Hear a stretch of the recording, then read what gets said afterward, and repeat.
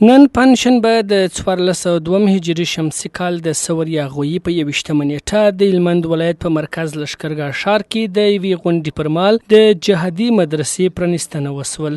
یادو مراسمو کې د حکومتي مسؤلینو ترڅنګ ګڼ شمېر دیني عالمانو هم ګډون کړی و. د جهادي مدرسې د پرانیستنې مراسمو کې د همدې مدرسې مسؤل مولوي محمود ثاقب وویل چې همدې جهادي مدرسې کې به د 11 دیني عالمانو له لوري کوچني او لوی دورې لپاره زده کوونکو ته زده کړې ورکول کیږي چې شاوخوا 1000 تنه زده کړیالانو د جذب ظرفیت به ولري چې د شپې لیلې هم په پام کې ورته نیول سوې ده.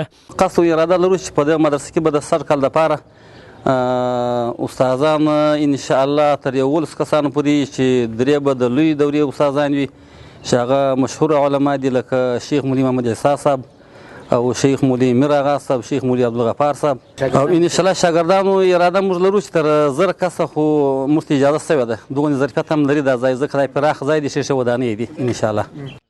د هلمند پوني رئیس مولوي محمد یواز انصاري د همدې غونډې پر مهال سکون راډیو ته وویل چې د هلمند د طالب علمانو د ډیره وخت همدا غوښتنه وه چې همدا مدرسه ورته فعاله سي چې همدا نن یې موږ د پرانیستنې شاهدان یو.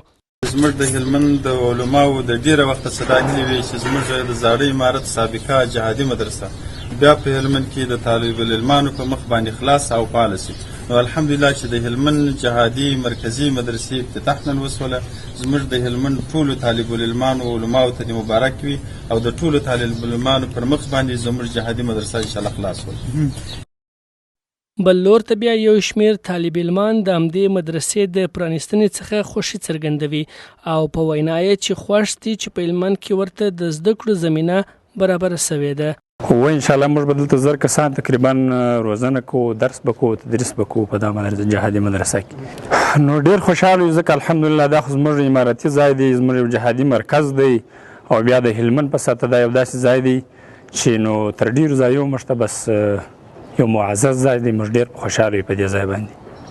هلمند کې داسې مهال مرکزي جهادي مدرسه په فعالیت پیل کوي چې د اسلامي امارت په راتګ سره هلمند کې ګڼ شمېر مدرسې فعاله سوي او زرګونه طالب علمان پکې دیني زده کړې ترسره کوي.